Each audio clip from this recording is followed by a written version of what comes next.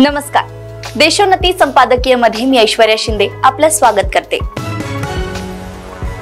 सध्या भारतात निवडणूक रोखे घोटाळ्याची बरीच चर्चा सुरू आहे। अनेक जण या घोटाळ्याची अमेरिकेतील गाजलेल्या वॉटरगेट घोटाळ्याशी तुलना करतात। राजकीय विरोधकांची माहिती पाताळयंत्री पद्धतीने मिळवणे, त्यासाठी गुप्तहेर नेमणे, आपल्या निवडणूक निधीसाठी काहींवर दबाव आणणे आणि त्या पैशांचा वापर किंवा गैरवापर करणे, यासाठी सत्तेच्या पदाचा वापर करणे, हा सगळा प्रकार निक्सन यांच्या कार्यकाळात झाला होता।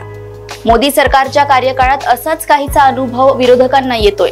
निवडणूक रोखे कोणी घेतले, कोणाला दिले, या रोख्यांमधून कोण विरोधी पक्षांना निधी देतोय, सत्ताधारी पक्षाला निधी देण्याचे कोण टाळतोय, याची खडानखडा माहिती फक्त सत्ताधारी नेत्यांनाच मिळेल अशी व्यवस्था करणारा कायदा मोदी यांच्या कार्यकाळात आणला गेला। भाजपने 12 एप्रिल 2019 ते 15 फेब्रुवारी 2024 या कालावधीत 6,986 कोटी 50 लाख रुपये निवडणूक रोख्यांच्या स्वरूपात प्राप्त केले। या रोख्यांचे ते सर्वात मोठे लाभार्थी ठरले। हा निधी मोदी पुन्हा पंतप्रधानपदी येतील या विश्वासाने दिला गेला की त्यांच्या दहशतीमुळे विवश होऊन दिला गेला, हा चर्चेचा विषय आहे।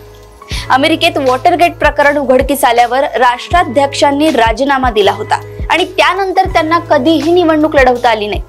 आपल्या देशात असे होणे शक्य नाही।